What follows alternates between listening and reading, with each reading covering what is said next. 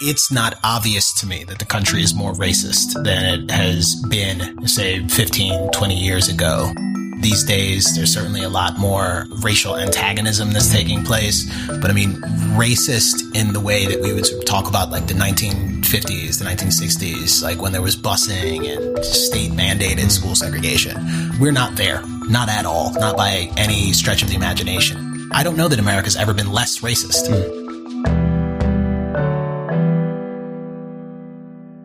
Hello and welcome to the Brendan O'Neill Show with me, Brendan O'Neill. This is a podcast in which an esteemed guest joins me to talk about the big ideas, the bad ideas, the problems and the controversies of life in the early 21st century. In this episode, I am very happy to be joined by Camille Foster.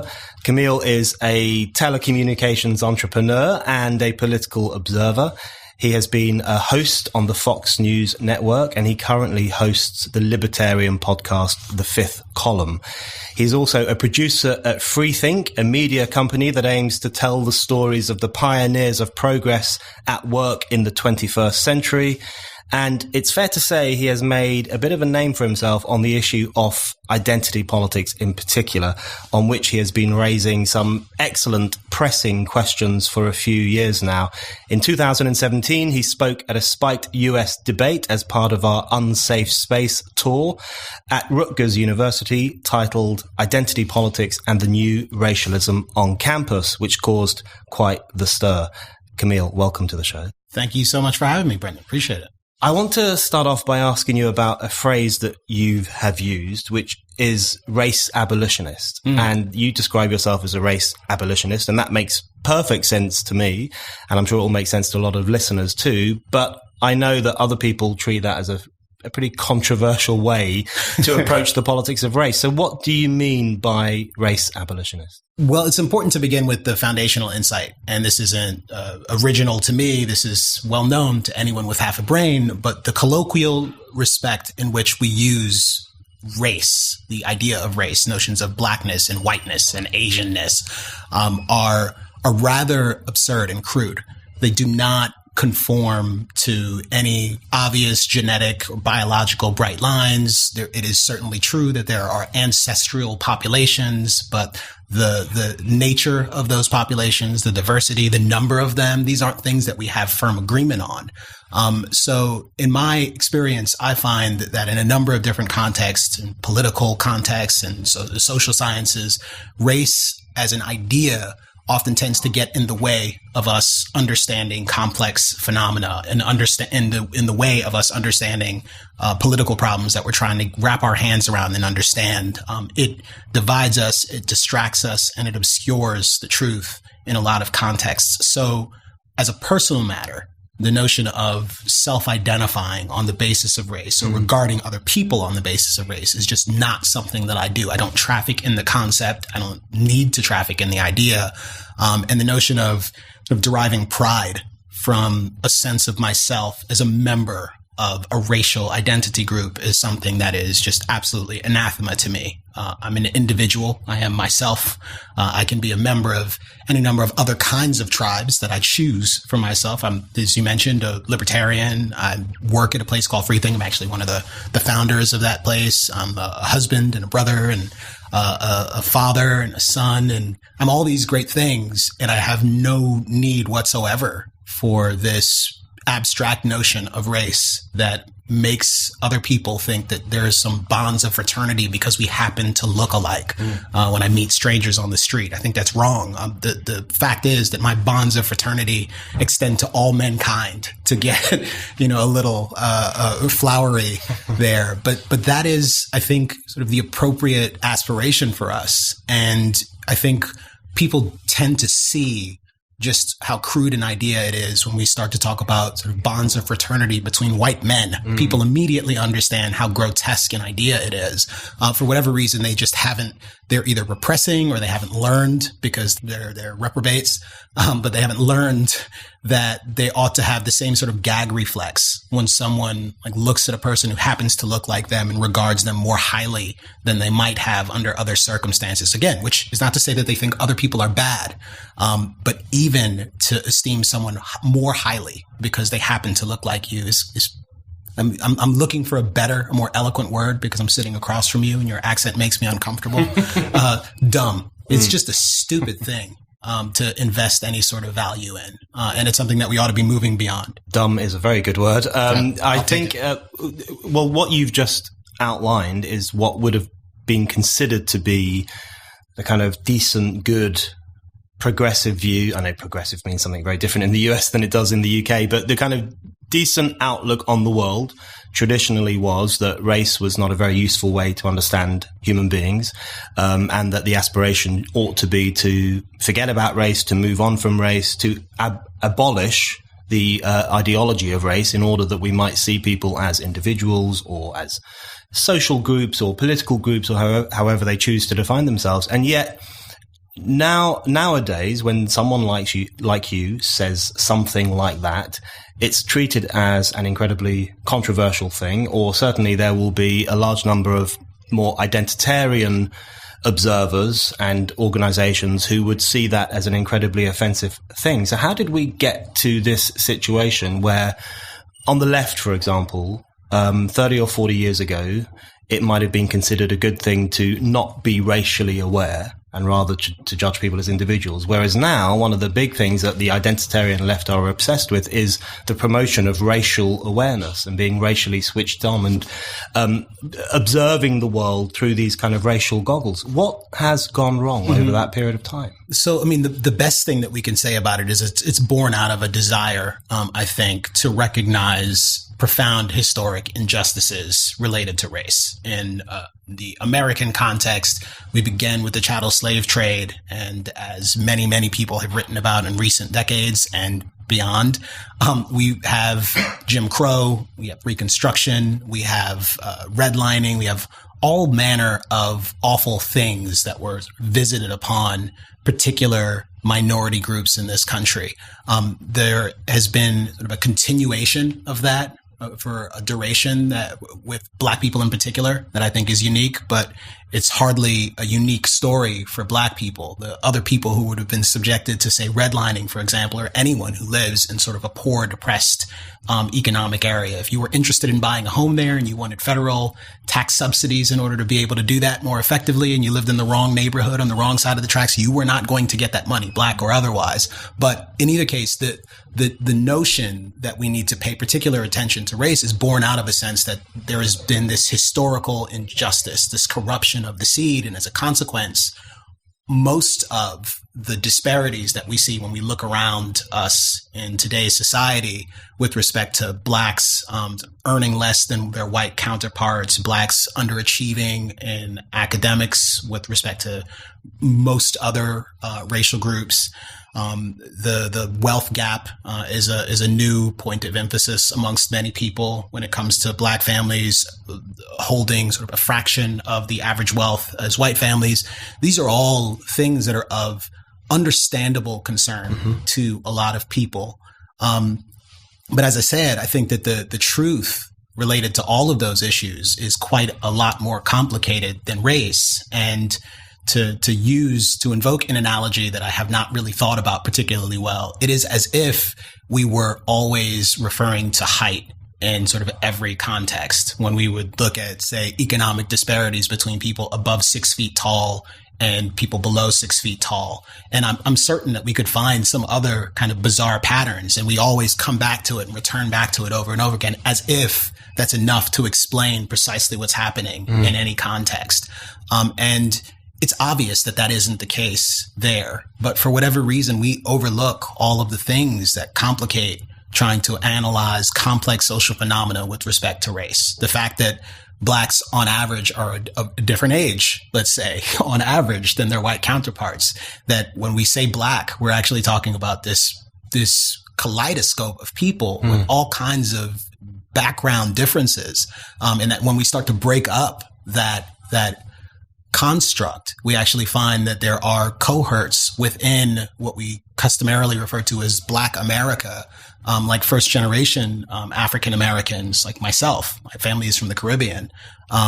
We tend to do really, really well in the United States and in various other places relative to not only Black Americans, but Americans of pretty much any background when it comes to wealth and income, and when it comes to academic achievement, there is a complexity that we're overlooking because of our concern. And oftentimes when I talk about this, I will often frame it as sort of an over-concern. We are appropriately concerned about historical injustices, but that appropriate concern becomes over-concern when it is pretty much the only thing we're talking about. And it makes it difficult for us to imagine that there are explanations out there that don't have anything to do with, say, active or implicit or institutional discrimination, which in many contexts they simply don't. Yeah, I think that's a very useful explanation or a very useful opening up of a broader discussion on where these problems might come from. And we have a similar thing in the UK, in fact, where every statistic that reveals that, for example, young black men are less likely than other social groups to go to university, except young working class white men, who are the most unlikely of all. Those kind of statistics are instantly put down to racism, institutional racism, or another catch-all phrase, unwitting racism, where people and institutions are being racist without even realizing it. Right. But of course, those kind of explanations can't tell us why, for example, South Asian kids do incredibly well educationally and have an enormous amount of drive and tend to be quite successful, or newly arrived African migrants, their children often do very well educationally too. So it seems that there are other explanations beyond the idea that there is some kind of racist conspiracy or racist attempt to prevent a certain group of people from progressing in society.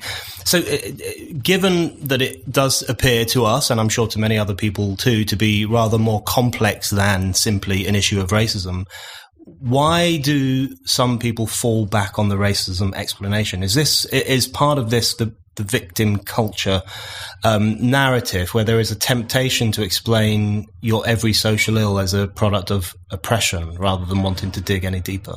I mean, it's certainly convenient. It's convenient to be able to fall back on that. It's something that is familiar to us. There's a pattern of us having done this for a very long time. And oftentimes the complexity of the world that we actually live in is easy to ignore when you have a very friendly, convenient narrative, especially one that no longer makes you, for example, responsible for some of the bad things that have happened in your context. But it's interesting. I mean, it was just yesterday, actually, I was taking a look at J.D. Vance's book, Hillbilly Elegy. And, that book, when he talks about the broken families, the sort of cultural dysfunction that's there, the educational underachievement for people from Appalachia who live in these rural parts of the country that have been impacted pretty severely by a lot of the economic changes that have happened over the last couple of decades. Like, there aren't many people who look at his articulation of the cultural challenges that those communities face and think, oh, well, it's inappropriate to talk about culture there. You can't do that. But for whatever reason, when we start to talk about the Black community and the fact that there are these particular areas, these particular places where Black kids will chronically underperform, we are unable to bring ourselves to talk about culture in those contexts. And I think that is perhaps born out of our desire collectively to be sort of on the right side of this, our concern about sounding like we're saying anything that might be construed as racist. But even there, I don't think, culture is sort of sufficient, because even culture is complicated. So I'm probably giving a long, meandering answer to the question that you asked, but that's because I think it's a profoundly difficult question. It's hard to say why people latch on to this. And part of the reason, though, might have something to do with the fact that there just is not a simple, easy, elegant alternative explanation for many of these things. And that might have something to do with the fact that we're just framing these issues in the wrong way. Like, if I'm interested in why kids aren't doing well in school, should I be asking questions about what they look like? Or should we be paying attention to the number of books that are read in the home, the number of hours spent watching television? Is it likely that we'll actually see some patterns start to emerge, some different kinds of cohorts than the ones that we imagined, if we stop focusing on the fact that, Asian kids tend to do well? Well, what is it that those kids have in common with other kids that tend to do well? I imagine that there is a hell of a lot that we could learn there, that we simply put ourselves outside of the realm of being able to grok because of the way we insist on talking about things. And if I could go on talking too long for a moment, I'm thinking we're sitting here in New York City, and my daughter is approaching, well, she's a little over 1, but in a couple of years she'll be going into school, and I've got to think about whether or not I'm interested in sending her to a New York City public school. And the prevailing debate here in New York is all about elite public education and the fact that not enough Black kids are getting into the best schools in this city, when most of the schools in this city tend to fail students of all races, which is a profound problem. But the fact is that there are predominantly Black schools in New York that tend to do very well year in and year out. They just happen to be charter schools. No one is talking about the lack of diversity in the Harlem Success Academy, because they don't have to. Those kids are doing well. Yeah. And I think we would do far better to focus on what the actual characteristics of success are beyond phenotype, than to focus so narrowly on phenotype and how to rejigger the admissions process, so that we can get the classroom composition to look slightly different, to just be aesthetically different as opposed to sort of materially different. I think the reluctance to talk about culture, as you say, it's in many ways it's even more complicated than culture. But I recognize a similar thing in the United Kingdom, where at the moment, for example, there is a knife crime problem in London in particular, large numbers of young people being killed in knife attacks. Many of the perpetrators and many of the victims are come from Black communities in London, and it's incredibly difficult to have that discussion. And anyone who suggests that it might be literally no one is suggesting it's a racial phenomenon, that they're doing this because they have Black skin. But anyone who ventures into a discussion that it's possibly because of broken families, it's possibly because of the absence of fathers, it's possibly because of the circumstances in which many of these kids grow up, is instantly shot down as making racial generalizations. And as a consequence, what you realize is that the racialization of every discussion actually becomes a really problematic distraction from not only beginning to solve these problems, but even understanding them. So it becomes a distraction from that. But one thing I wanted to ask you, because you make an interesting point that the US is different to the UK in many ways because of the history of Black people's arrival here and how they were treated for many, many decades. I wonder at which point does the historical explanation then become a form of determinism? Because it's absolutely true that there is a very different historical experience. But what you find with some observers and commentators and analysts is that the historical explanation becomes this kind of very deterministic thing. Black people are like this because of the scar of slavery, or the horrors of the past, and we need to have reparations in order to make amends for that, and then maybe we can move on. This kind of history looms as this kind of dictatorial force in people's lives, and I think that becomes another way through which we avoid any idea of responsibility or rational discussion. Yeah, no, I would agree with that wholeheartedly. And look, I mean, there are uncomfortable truths that we do have to grapple with if we genuinely care about these issues. Coleman Hughes, who's a brilliant, and I underscore young, as compared to me, who's getting increasingly old, but brilliant young writer who's penned a number of different pieces for Quillette over the course of the last 12 odd months, since exploding onto the scene.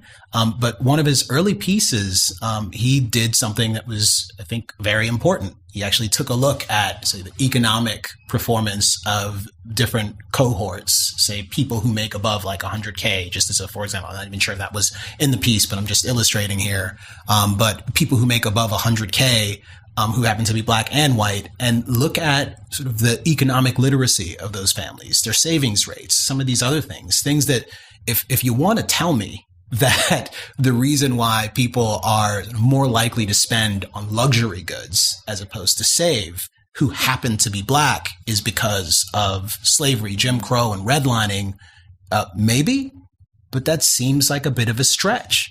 It also seems that fact, that those different behaviors might have more to do with the accumulation of wealth than having a conversation about redlining a generation earlier. The fact that some of those, I'm going to use a word here, it's a little dangerous, but some of those pathologies tend to manifest themselves at all levels within this particular group, does seem like it's something that's materially important. And perhaps part of the reason why it's uncomfortable to talk about it in the context of race is, as I mentioned, because, you're concerned about being misconstrued as a racist, but maybe that's a reason to just abandon race in that conversation and just talk about economic literacy, because it's the behaviors that we're actually interested in. It's those practices that matter. Those practices almost certainly have a great deal to do with what sort of economic success you're likely to have in your life, what your financial health and well-being are likely to look at, whether you're black, white, or otherwise. In which case one wonders why we're not having that conversation as opposed to fixating on this other conversation. You're listening to The Brendan O'Neill Show.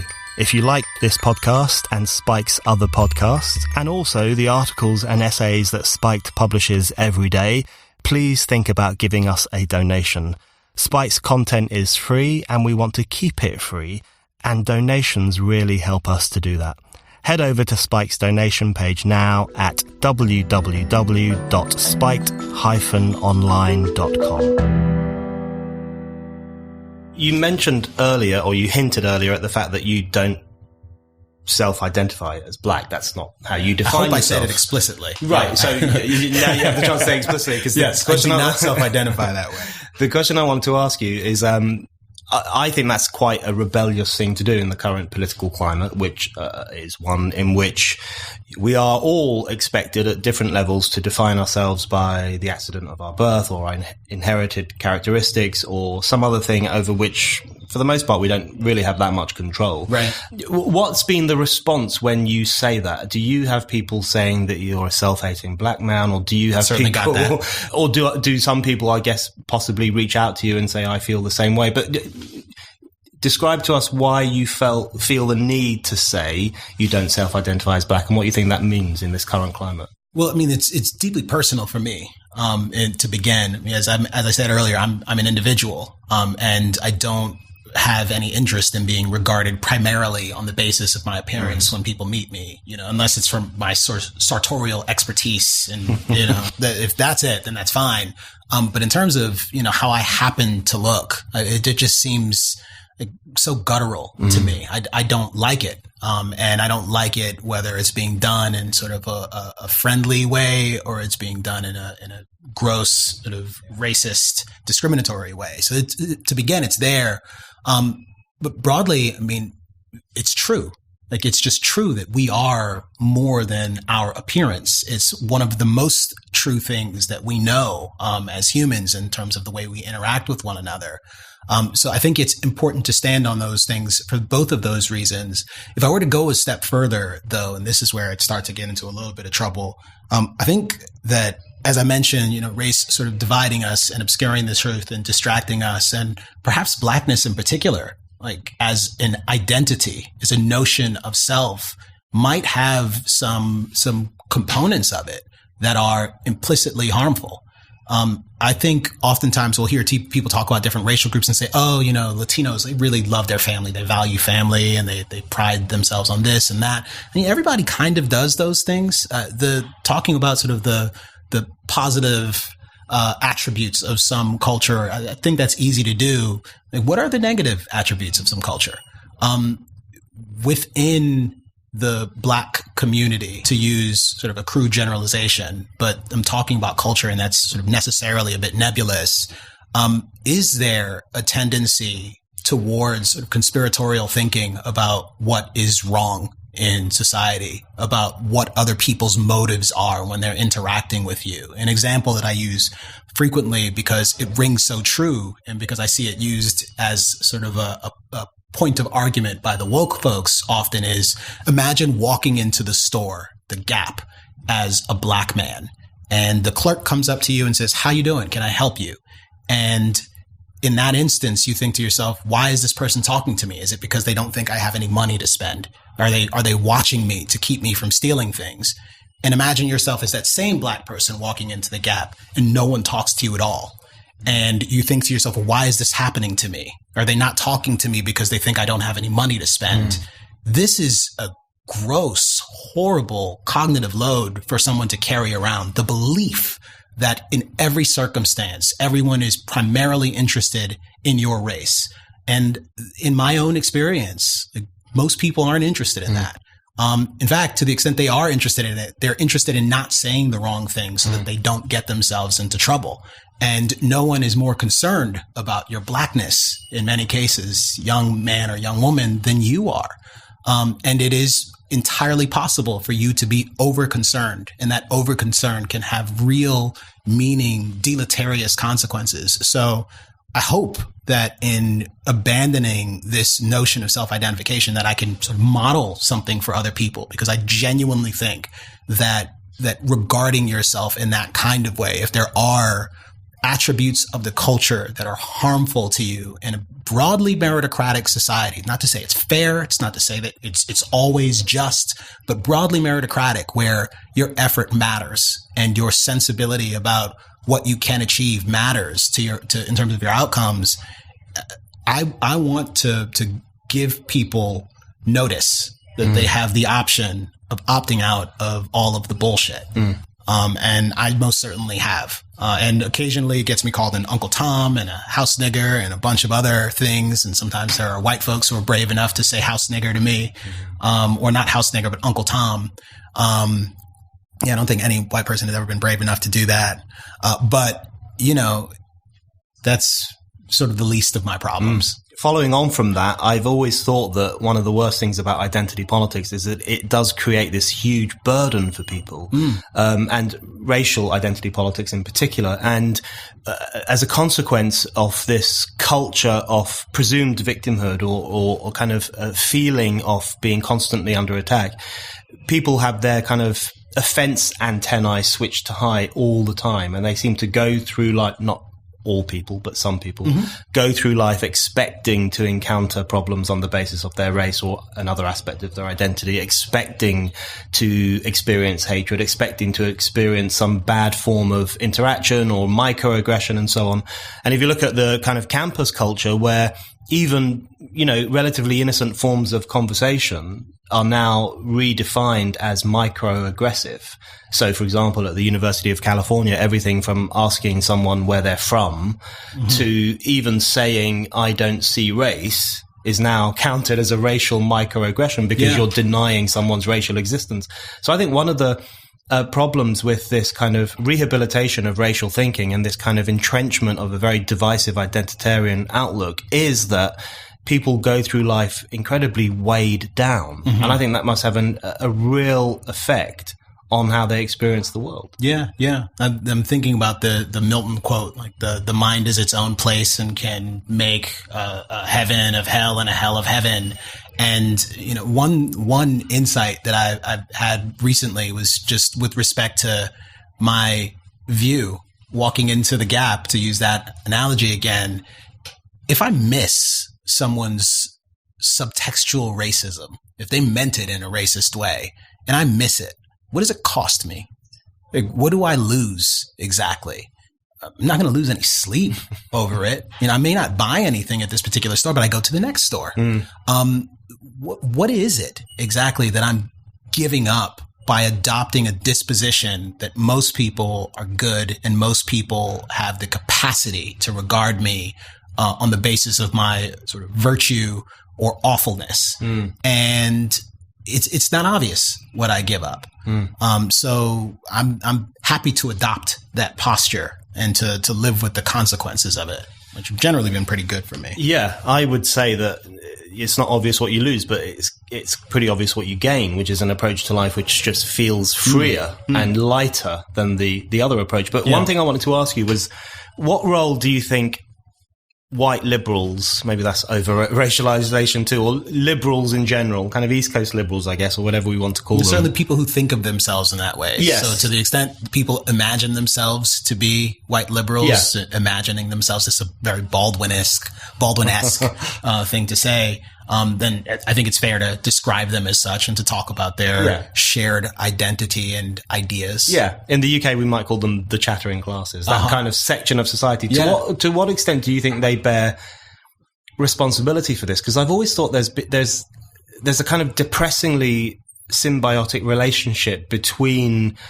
the kind of newish politics of black victimhood and the white liberal appetite for stories about their society which reveal just how awful it is and how racist it is. I always think of someone like Ta-Nehisi Coates, who, you know, will often give talks in relation to his books which speak of how problematic American society is and the stain of the Republic and the original sin of racism and so on. Mm-hmm. And it's very notable, and many people have commented on it, that the audiences there are a lot of white liberals there, and they enjoy hearing this. Mm-hmm. And there's almost kind of an S&M dynamic going on here where they like to be reminded of how terrible they are. Yeah. And so I wonder what role that plays in relation to the rise of racial thinking. Yeah, I mean, I'm thinking about John McWhorter, who, if he were in the room, would be far more eloquent about this than I will be right now, but talking about the Church of Anti-Racism. And as you were talking about that, I could almost hear, like, my grandmother and my aunts growing up talking about a good pastor. Like, they want to hear a good, like, sermon. And when it's really good, there's a lot of fire and brimstone in it. And it's the condemnation and it's the awful things that are going to happen to fallen mankind. TNC's extraordinary success as a commentator and thinker and writer, his recognition as a MacArthur genius, and the content, given the content of what he writes, there's a bizarre dynamic at work there. And it's something that I have a very difficult time fully grokking and understanding. And I always get a little uncomfortable when I start to veer into talking about the people's motives. I will say that it's certainly not new. I mean, Tom Wolfe wrote about radical chic and the attraction that people had to the Black Panthers back then. And even today we have romantic ideas about what the Black Panthers were all about. And it's why Beyonce dresses up in sort of Black Panther garb during the Super Bowl performances. We whitewash the actual legacy of the Black Panthers. The fact that in a number of cases, in addition to sort of promising free breakfast programs, et cetera, they had a protection racket where they would extract money from local merchants. They were involved in, like, murdering and killing some of other Black activists, some people in the community who upset them in other cases. There's a complexity there and a nuance that is ignored because it is, for whatever reason, attractive to be close to those radicals, to hear that you are sort of the worst imaginable thing and that you're somehow culpable and a part of the guilty class. And I don't really know what motivates someone to do that. It seems obvious to me that is a part of what's happening there when people sort of talk about privilege and attach the notion of privilege to whiteness. But it's very hard for me to imagine that, you know, again, to go back to J.D. Vance's book, that the people in that book would be regarded as privileged because they were white. You know, you live in Appalachia, you are sort of struggling with opioid addiction, you have a broken household, your mom is attempting suicide, your father and your mom have violent domestic spats, but at least you're not Black. It's absurd. It is absurd on its face, but it is the sort of nonsense that we traffic in culturally today, and that's.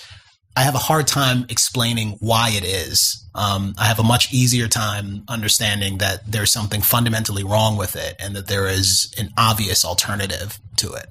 I wanted to ask you about white people or whiteness rather, because you mentioned earlier how, the folly of racial thinking can really be seen if you start talking about white people feeling more connected to white people because they're all white. And that really tells us what a ridiculous notion racial categorization is.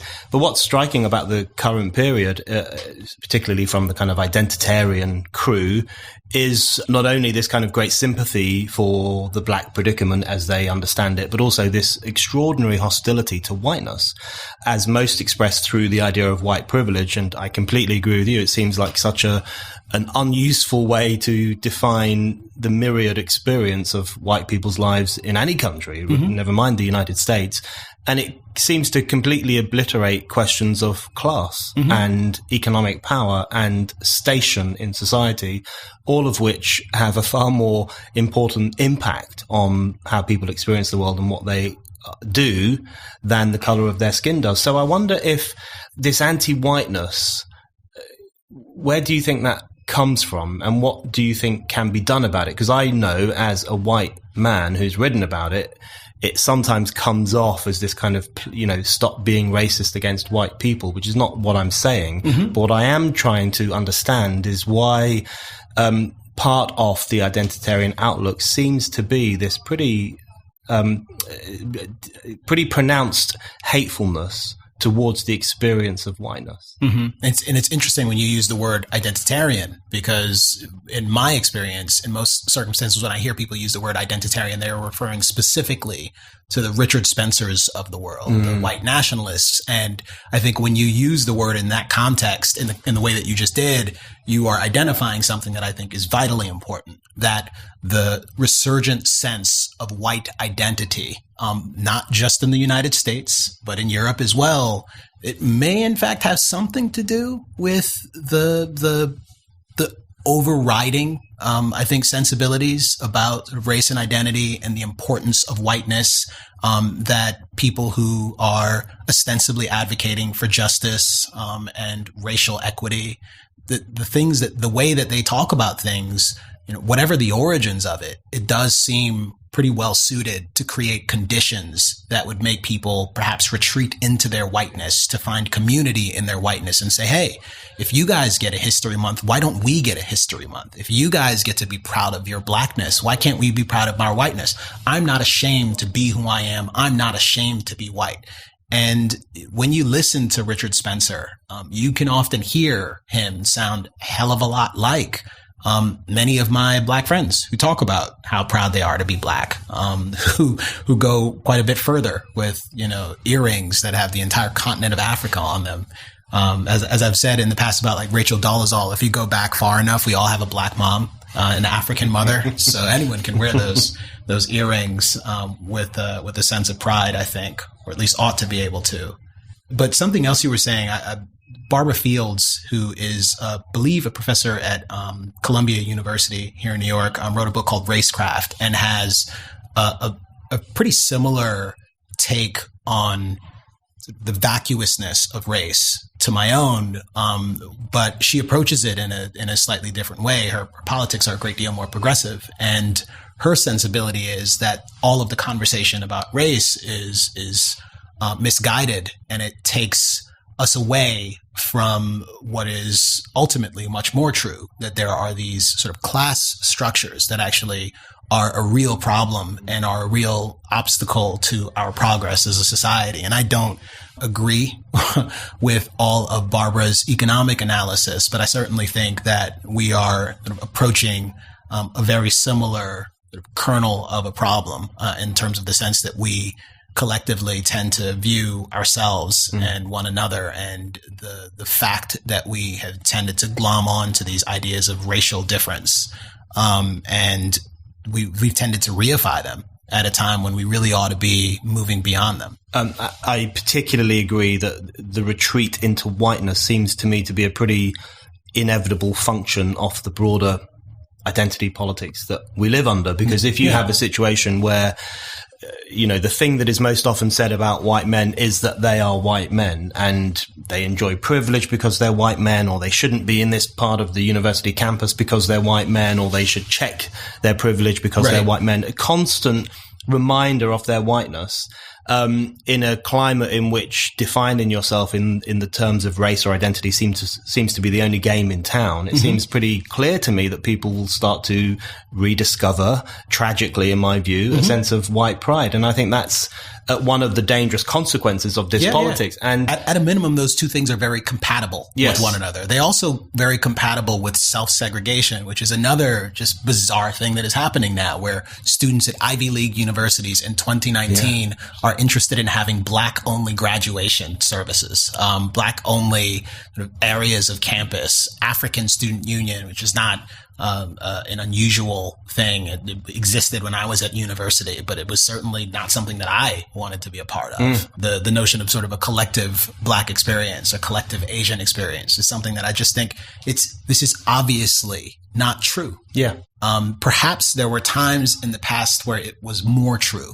And I should say that I recognize that I have the privilege of decoupling myself from notions of racial identity in 2019. But that's just it. I do. And it was earned with blood, sweat, and tears. And the blood that was shed was hardly only shed by sort of Black martyrs. When we talk about the Freedom Riders in the South, there were two white gentlemen and a Black gentleman that were all killed while advocating for reforms, while advocating to get Black people registered to vote so that they could change the culture of the legislation, the laws of the South.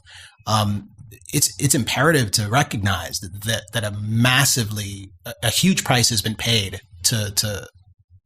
for us to be able to inherit the world that we currently live in. And I think we owe it to ourselves and to all the people who came before us to sort of really embrace the degree to which things have changed for the better in material and significant ways. I think that's one of the great tragedies of the kind of temptation of the victim culture, which is that some people end up telling a story about the past which simply isn't true. And they argue that America is more white supremacist than it has been for a long time. Life is worse. And you think, hold on, all those generations of people in the 1960s, and of course going back much further than that, who struggled in order to make society better and actually had some very significant successes, get almost airbrushed out of the picture in the name of providing some campaigners or observers and people at large with a kind of comforting sense of victimhood. And I think that's a pretty rotten thing to do to people from history. But one thing I wanted to ask you, following on from, I think the class thing and the race thing is incredibly interesting, and it's something that Bernie Sanders is pushing back against too. He's trying his very best to say class is more important than race, and of course has been shot down by many people on the woke left. Easy for you to say, white man. Yeah, white man, you can say that. But it's like the promise of class, or at least, people will have their agreements and disagreements with class politics and with the organization of politics around the issue of class. But the one thing it had going for it was that it was a unifying experience, and it was a unifying experience on the basis of what you did and on the basis of where you were in society and on the basis of self-definition. You chose a political road, you defined yourself according to that political road, and you worked with other people to achieve certain ends, whether through trade unions or political organizations. And of course, race came into it, but accidentally. It wasn't part of it.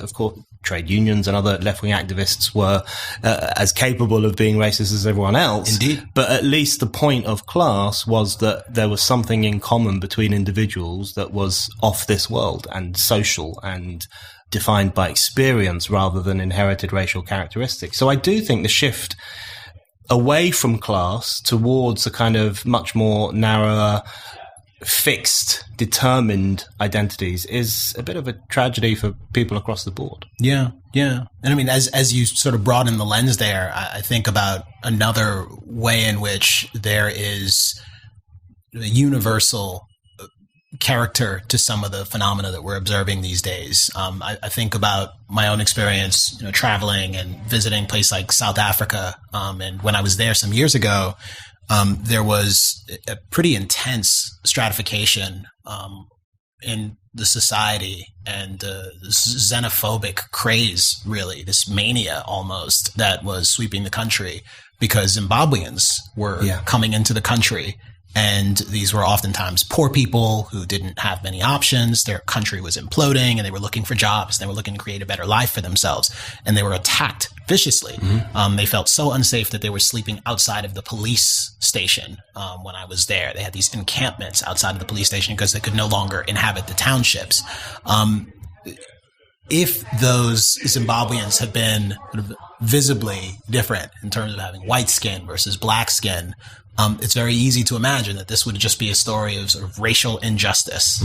But it's harder to really pinpoint precisely what's going on there. And it's easy to overlook the fact that a lot of times the cultural divides that exist, the antipathy towards various immigrant groups, these are dynamics that we see around the world.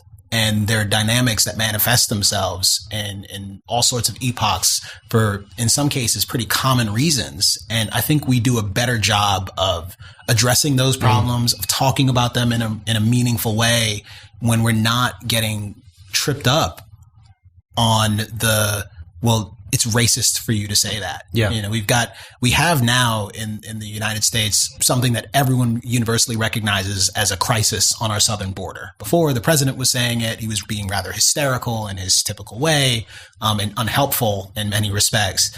But now everyone gets it, that there really is a migrant crisis on the border and that it's complicated and it's challenging. And at a minimum, I think a lot more Americans are starting to wake up to that fact. But what we do about it is quite difficult. And again, it's easy to see that at a minimum, the conversations we're able to have about that become a hell of a lot more difficult if we are constantly focused on, well, those people look different than, you know, the majority of people in this country. That obviously, full stop. That's why this is going on. Yeah. That's the only thing that we really need to pay attention to. It explains the thing explains itself. Yeah. There's no phrase I hate more than that. It's a very similar dynamic in the United Kingdom where, according to many in the observing classes, the only reason people could possibly have voted for Brexit and could possibly desire a greater democratic say in the immigration process is because they're racist. Right. There could be no other explanation. It's too easy.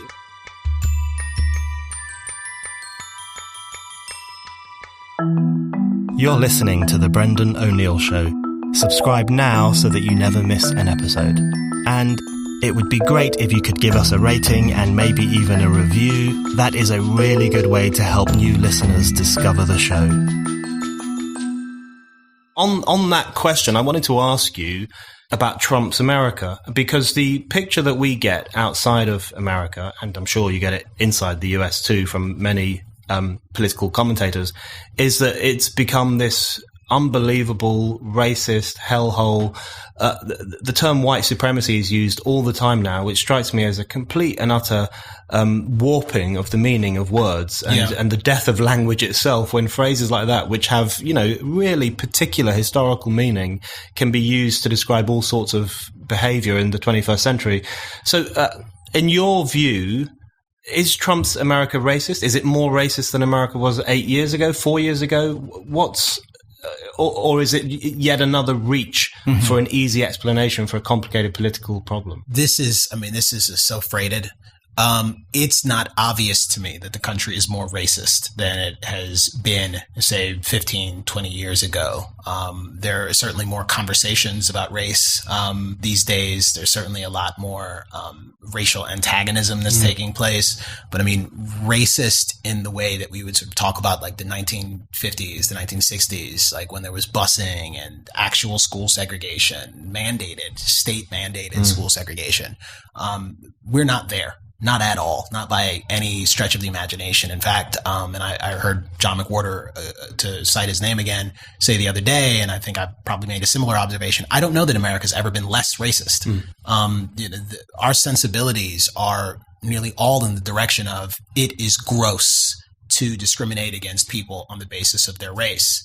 The fact is that we are somewhat hypocritical in our commitment to those ideas, because I will regularly see someone on Twitter, like someone else in the sort of media universe who's doing some hiring and saying, hey, I've got a job here, particularly interested in hiring a person with a brown vagina. Like, that's what I really want for this position. Can she do the job? I don't know, but I want to hire her. which means that white penis need not apply. Yeah. And I'm using that language deliberately because I think there is something just it's very bizarre about a society that often talks about the value of treating all people equally, and that is so obsessed with people's genitalia. Yeah, it's bizarre. And their sexual orientation, which is the weirdest thing in the world. I do not meet people and think to myself, who would you like to sleep with? Yeah, that's right. What shape is your genitalia? No, I think you're right to use those words because it is actually a very dehumanizing way to approach individuals. Mm-hmm. What junk do you have and who do you sleep with and what color was your mother and what color was your father? That is a kind of anti-human way to approach things. So when you say, there's racial antagonism, and I think that's very true. Could we say that the great irony, I guess, of 2019 is that all this hand-wringing over racial antagonism, racial tensions is coming from the kind of people who might actually be responsible for it. And it's not so much that you have the shadow of white supremacy from 200 years ago still cast across America, or that the rednecks are rising up and voting into power this kind of white supremacist called Donald Trump, but rather that the rehabilitation of the racial imagination or the reinvigoration of it, and this invitation to people to go through life thinking racially all the time the Church of Anti-Racism, I guess, might ironically be the cause of racial antagonism. Yeah. I think that sounds pretty fair to me. The notion that Donald Trump is a vehement racist who is stoking racial resentment and racial fear in order to gain political advantage. Look, I don't think he's a particularly nice guy. I didn't vote for him. I don't support him. I think it's very hard to make that argument, though, when he has a bust of Martin Luther King in his office, when he makes sort of surprise visits to the Martin Luther King Memorial to walk around with the vice president, and he does it in a very showy way when he's desperate to be photographed with rooms full of black screaming Trump supporters, when they, to their own detriment, keep putting this same crazy guy on television when they're sort of staging those rallies. And it's the guy who has the Blacks for Trump t-shirt, who's actually a nutso conspiracy theorist. They're desperate to be seen as inclusive, which, if they're trying to appeal to white racists, is a bizarre strategy. Yeah. And I think that there is a tendency to focus on every inelegant utterance from the administration, to focus on anything that sort of seems sideways, to be almost deliberately take away the generosity that you would attribute to anyone else who's making remarks.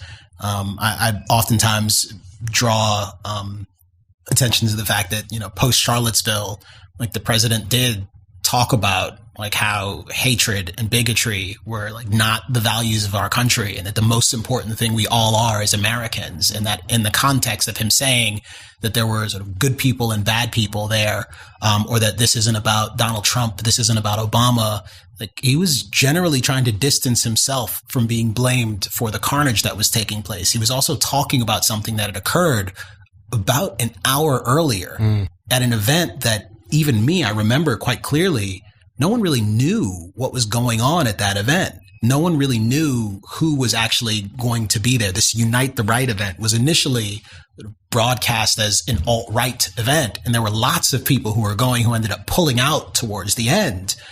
So what was the complexion of it? Was it all white nationalists?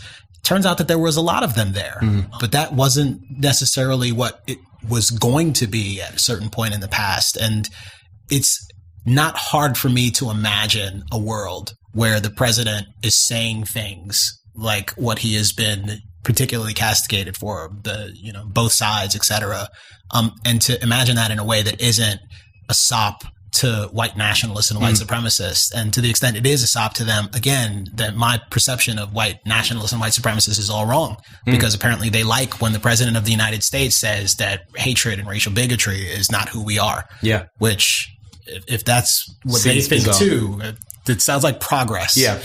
I wanted to ask you about Jussie Smollett, and because this is a huge story not only in the US but in Britain and across Europe, and without wanting to over-determine it or to elevate it to the kind of the most important symbol of our times, it does seem to tell us... Might be. It could well be. It does seem to tell us something quite important, not necessarily in his own decision-making process. People do crazy things and who knows. But certainly in the rush to claim it as part of a narrative, the instant belief, the way it was folded into a broader story about the victimhood of even, comfortably off, successful black people, and the hatred that lingers in a kind of in MAGA circles. How do you see that affair? Do you think it speaks to a kind of to a situation where if black victimhood is so coveted that people who don't enjoy it will have to invent it? I mean, I don't know that I can improve on that. Yes. Yes is the answer. I don't know if you saw a story out of Germantown, Maryland, which is not far from Gaithersburg, Maryland, where I grew up. An African immigrant to the United States who was wearing a Make America Great Again hat was assaulted by two black men, which is the most bizarre sort of re-engineering of the Jesse Smollett story I could imagine. It's so bizarre that I wonder if it's entirely true, but it seems about right that they approach him, insist that he should take his hat off. He says no, and they beat him up and rob him for good measure, as opposed to leave him with a noose and toss bleach on him. Yeah, I think you're correct. There is something pretty amazing about the fact that someone would, think it is advantageous to them to be at the center of a circus like that. And two, that so many people would just eagerly drink it down. They were desperate almost for this thing to be true, and in many instances seemed somewhat disappointed to learn that it hadn't actually happened. And there's something in that we really ought to be reckoning with. And I don't think we have. In fact, what's happened afterwards is I think the outrage that a lot of people felt after they discovered that Jesse had apparently made the whole damn thing up and gotten off, is that a lot of people are saying there's nothing to see here.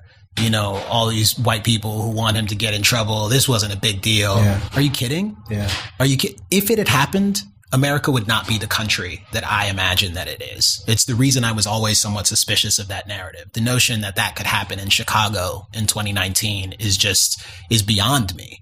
And I'm delighted to discover that is not who this country is, that sort of thing can't even randomly happen, seemingly.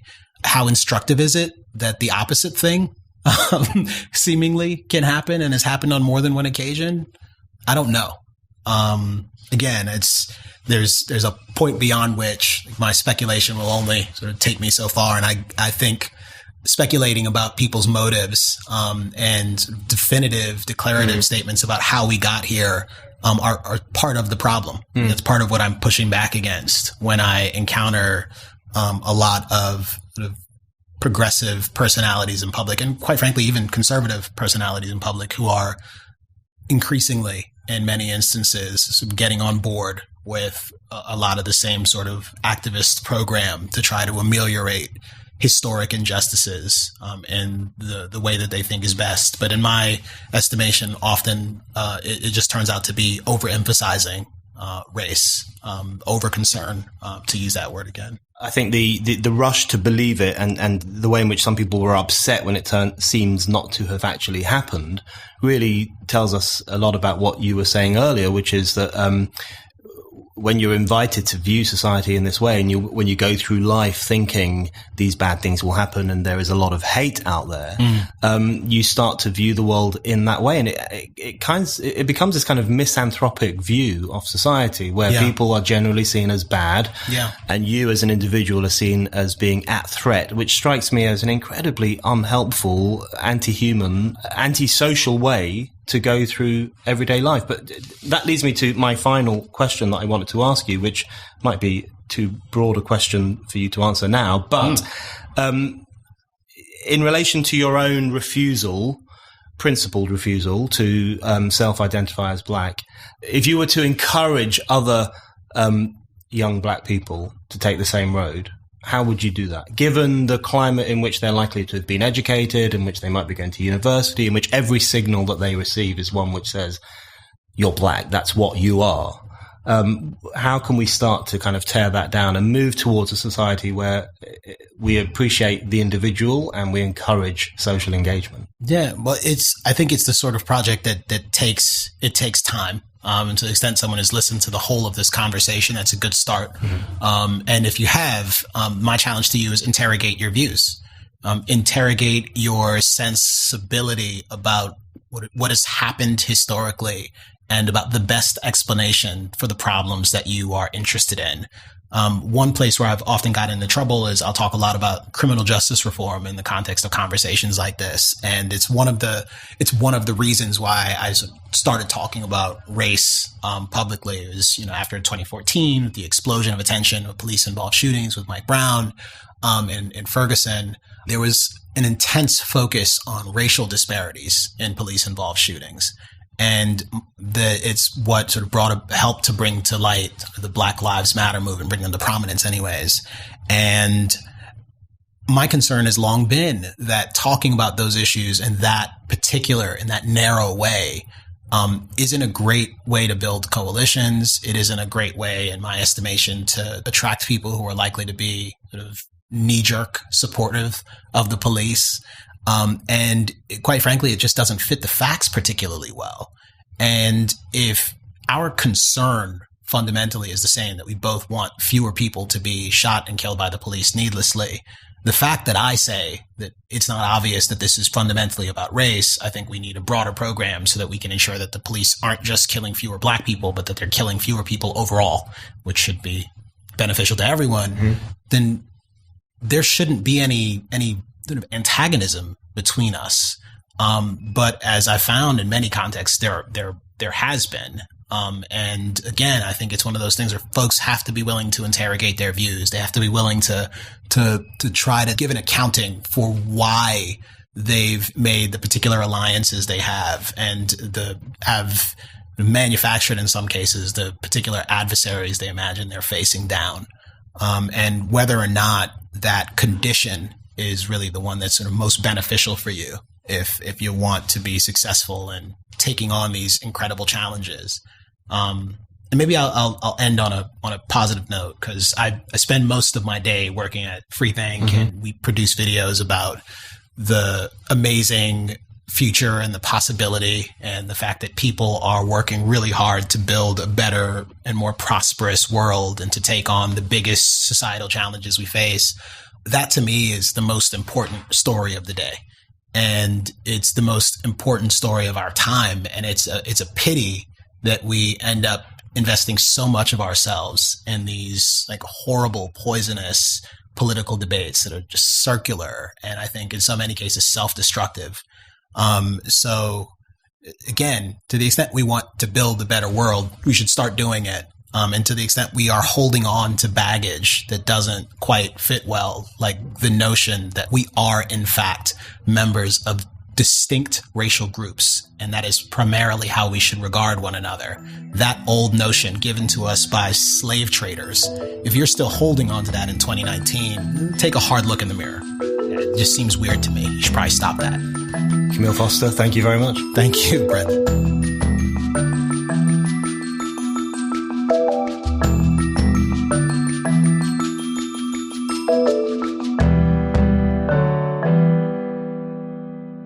Thank you for listening to The Brendan O'Neill Show.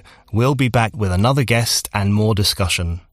Don't forget to subscribe, and in the meantime, keep reading Spiked at www.spiked-online.com.